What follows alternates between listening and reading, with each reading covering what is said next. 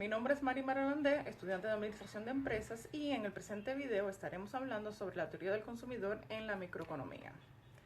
La teoría del consumidor es la perspectiva microeconómica destinada a conocer el comportamiento de los consumidores, viendo a este como un agente económico que demanda y disfruta de bienes y servicios económicos, satisfaciendo sus necesidades. La utilidad ordinal es un concepto económico que señala que es posible ordenar las cestas de bienes y servicios que consume una persona de acuerdo al grado de satisfacción. La utilidad ordinal nace como respuesta de las limitaciones de la utilidad cardinal, en donde se pretendía asignar el valor exacto a la utilidad que reporta cada cesta de consumo.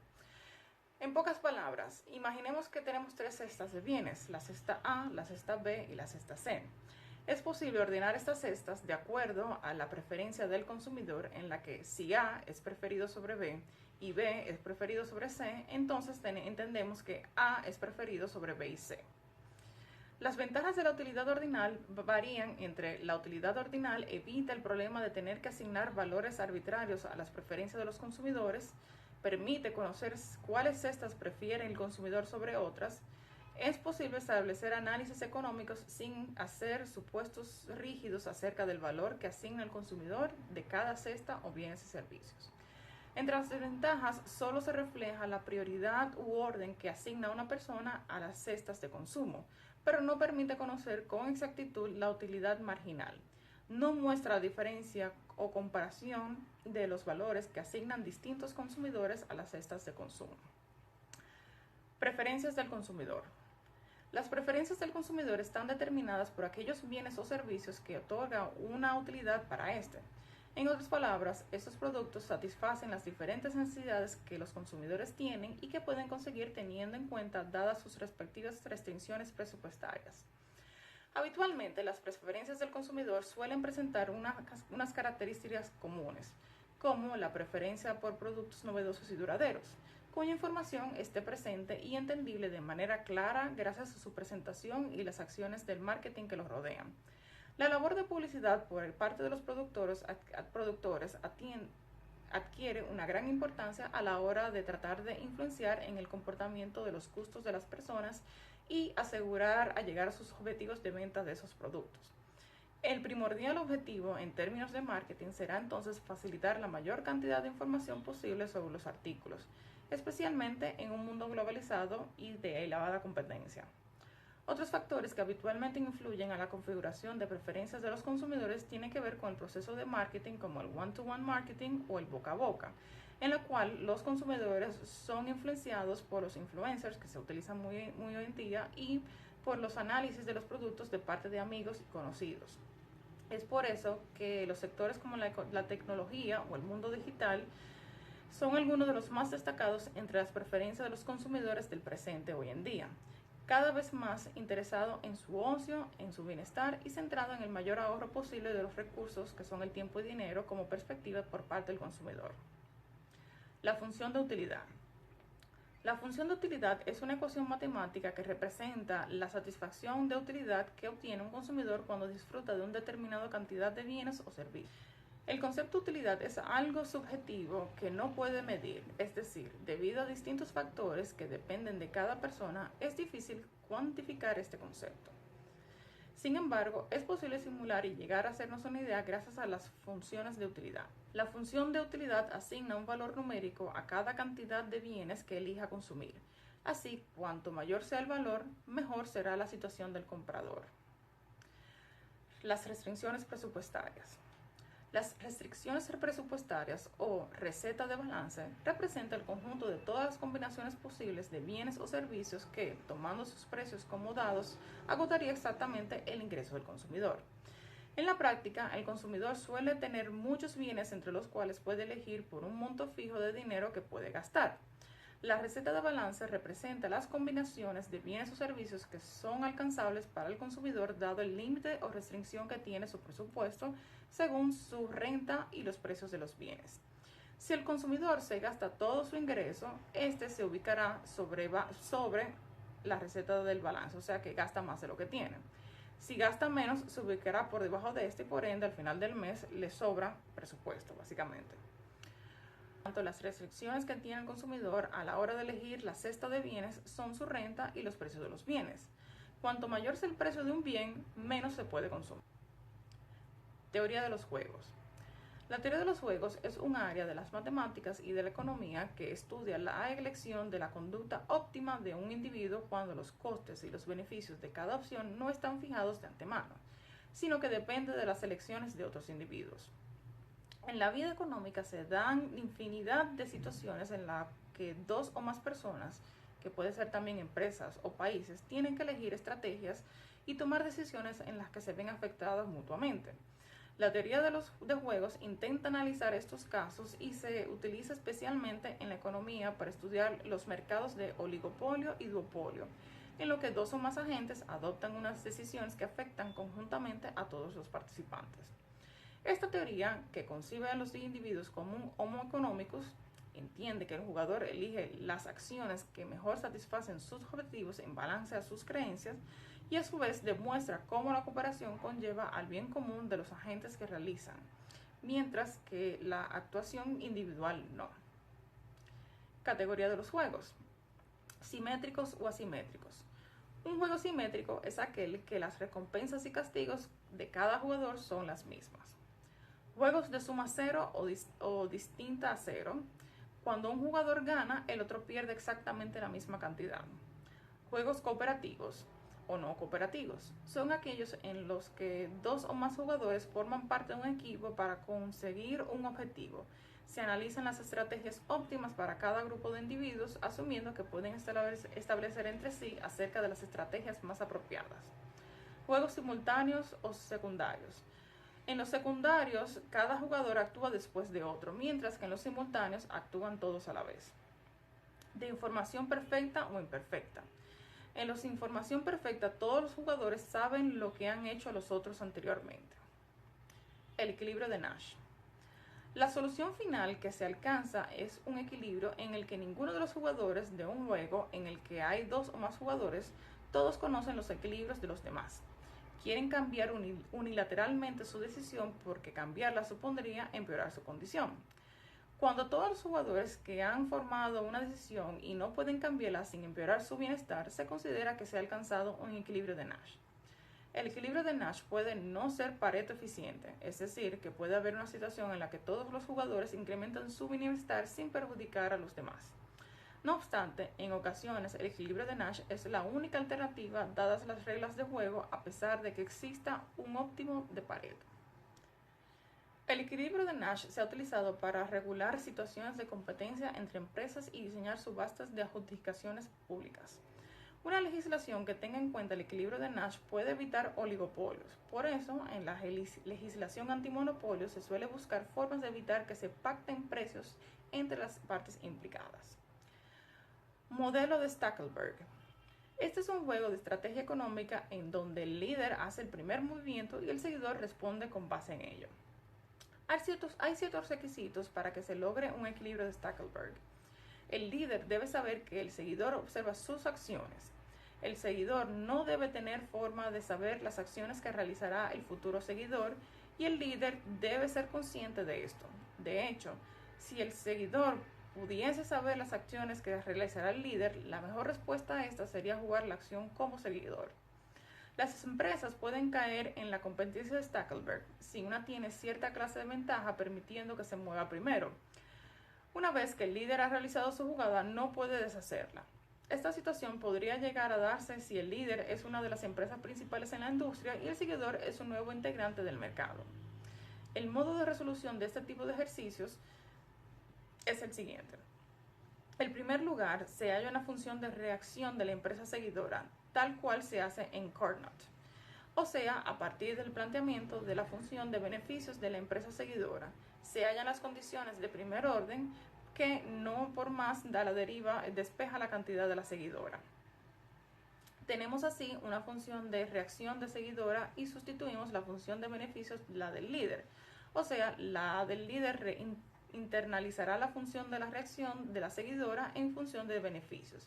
A partir de aquí se hallan las condiciones de primer orden para la empresa o firma líder, hallando de esta manera la cantidad que produce la líder y después sustituyendo tenemos la cantidad que se produce la seguidora. Los juegos repetidos. Los juegos repetidos, también conocidos como superjuegos, son los que se juegan una y otra vez por un periodo de tiempo largo y por lo tanto generalmente se representan usando la forma extensiva. A diferencia de los juegos de un solo turno, los juegos repetidos introducen una nueva serie de incentivos. Las posibilidades de cooperar entre jugadores para recibir unos pagos continuamente, sabiendo que si no mantenemos nuestra parte del trato, nuestro oponente puede decidir dejar de cooperar.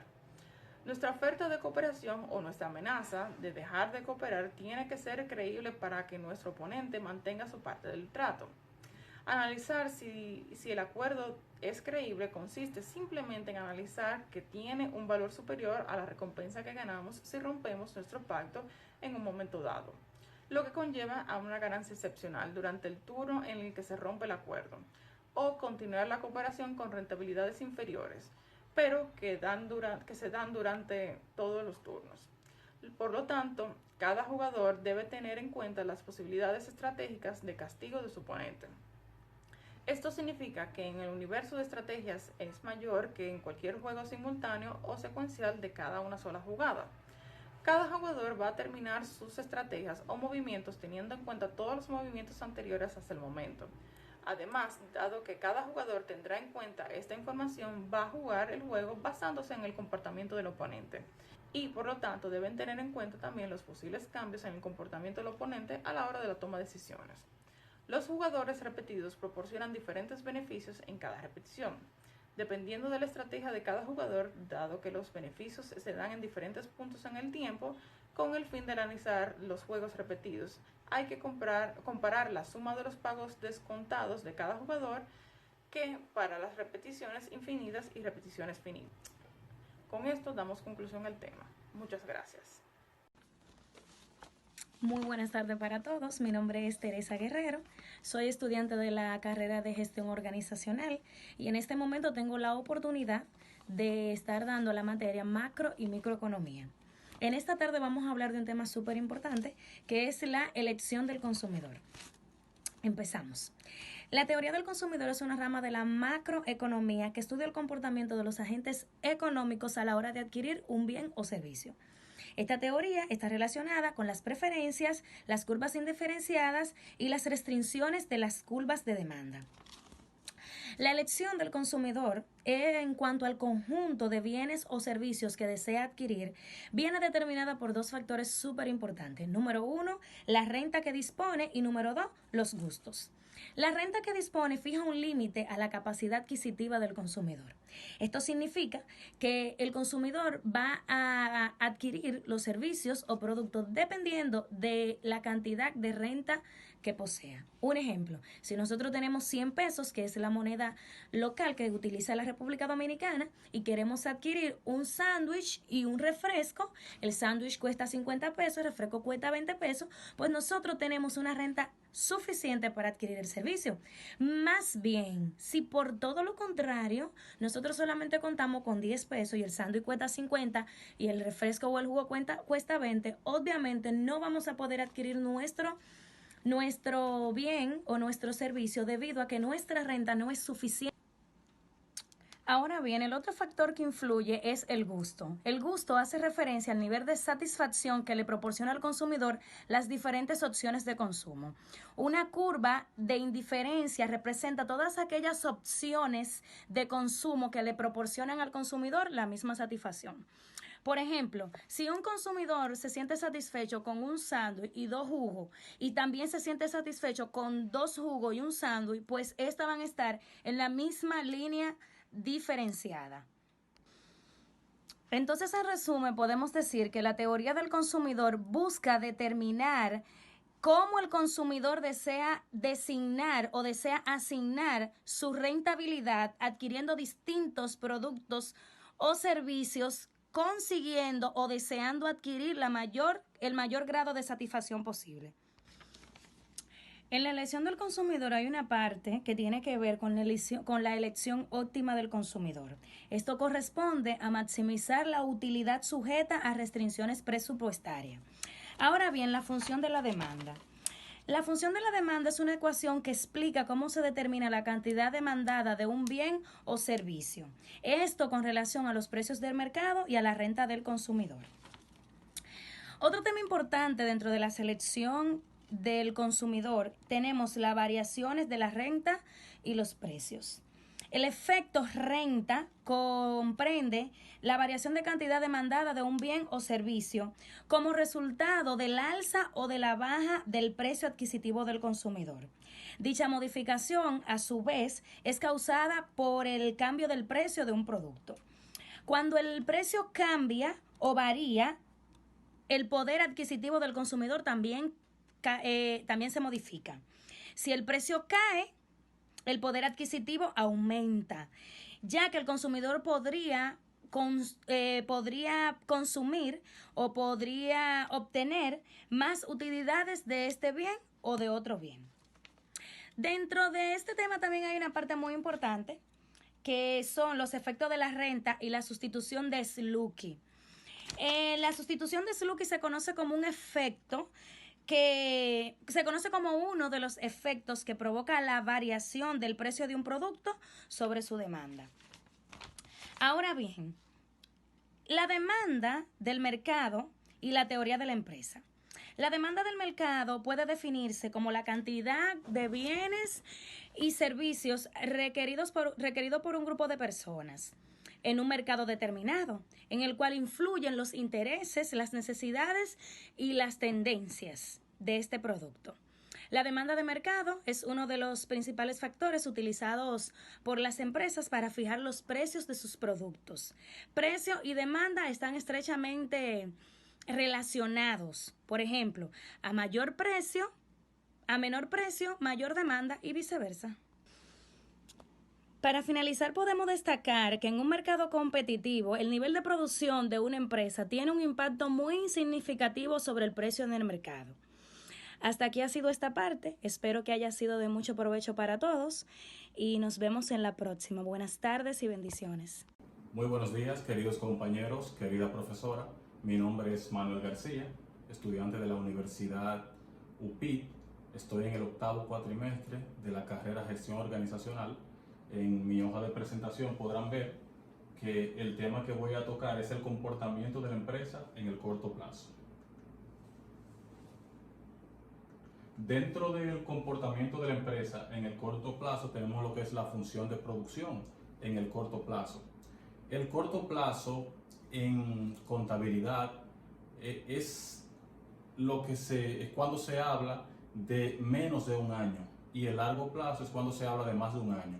Para el caso de lo que es la microeconomía, el corto plazo se refiere a la cantidad de trabajo, de trabajadores que tenemos, a la cantidad de capital.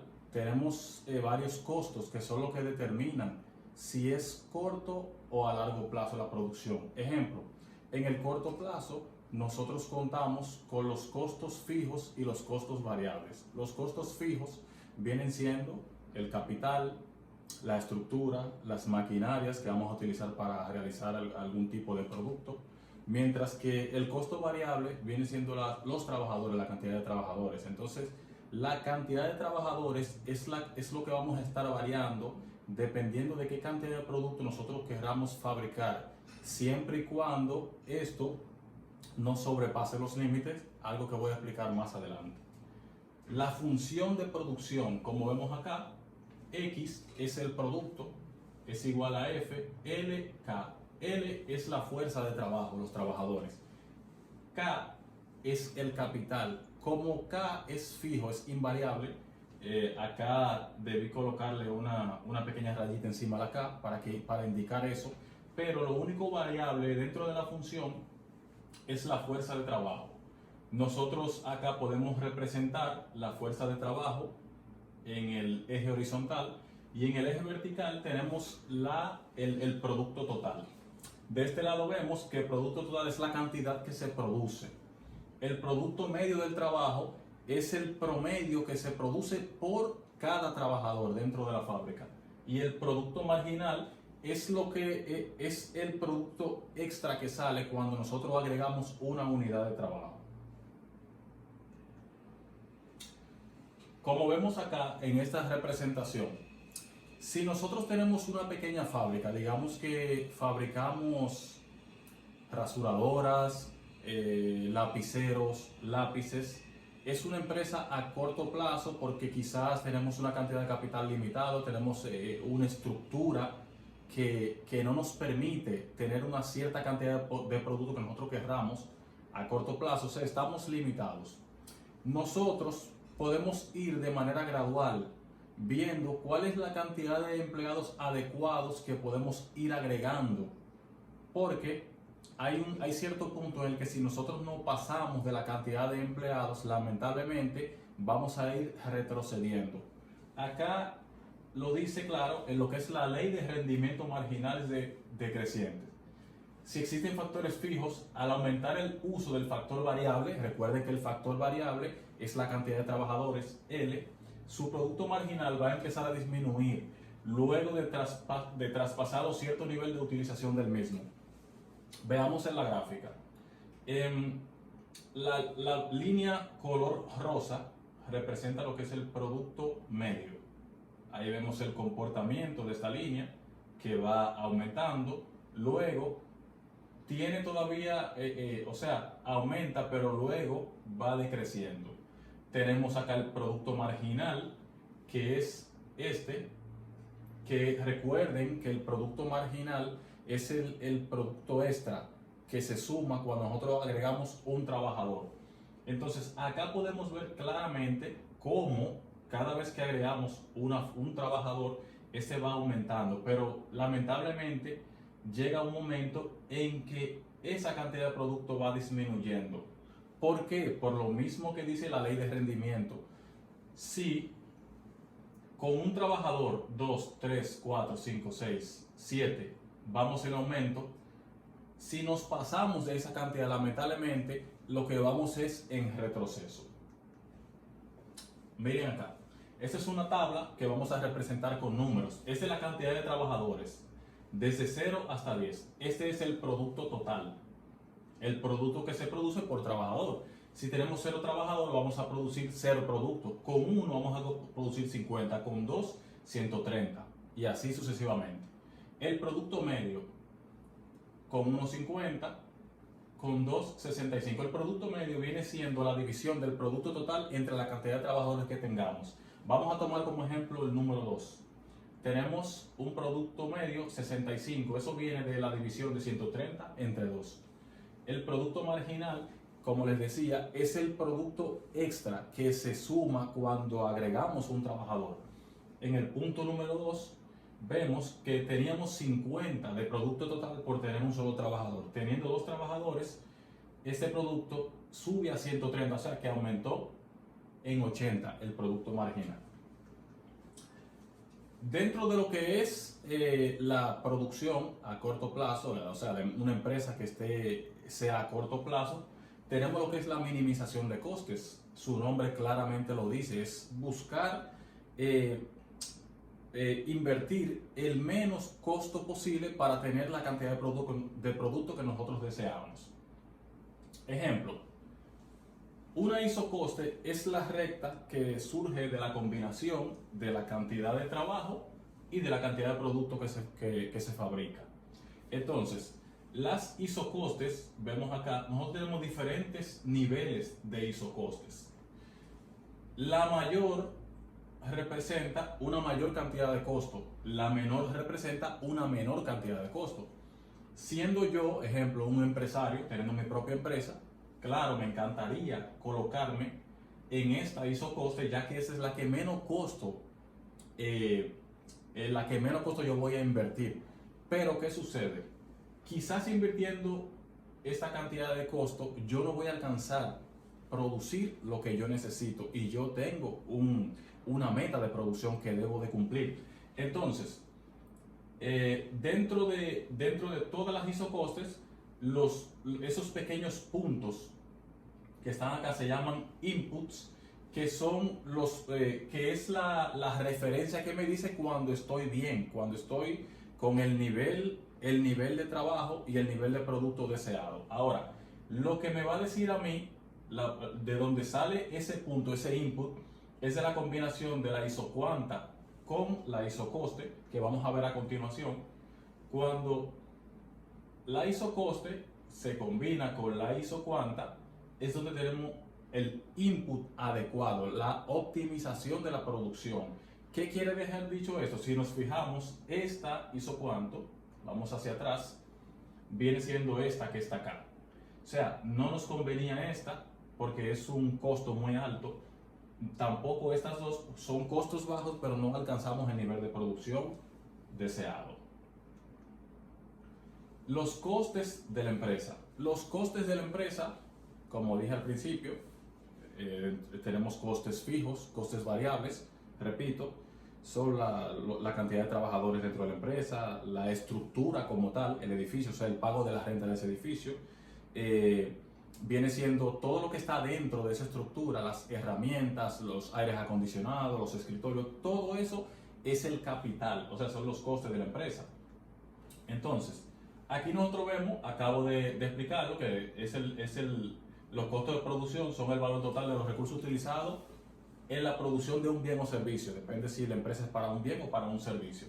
Dentro de estos costos están los costos fijos y los costos variables. Recuerde que desde un principio les comenté que los costos fijos son aquellos que por el momento no se pueden modificar por tratarse de un corto plazo. Los costos variables, lo que sí se puede variar, modificar, que es la fuerza de trabajo, los trabajadores. Entonces tenemos también lo que es el costo medio y el costo marginal. El costo medio, recuerden, que es la cantidad de producto por empleado, y el costo marginal, que es la cantidad que se aumenta cuando se agrega una fuerza de trabajo.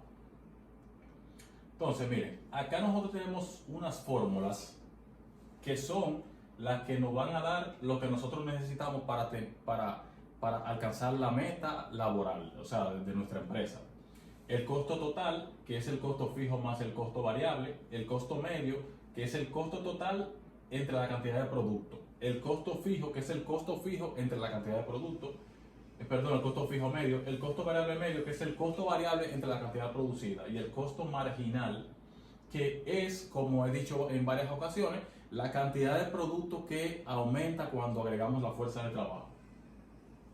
Esta tabla nos lo explica un poquito mejor. Acá tenemos la cantidad de producto que se produce.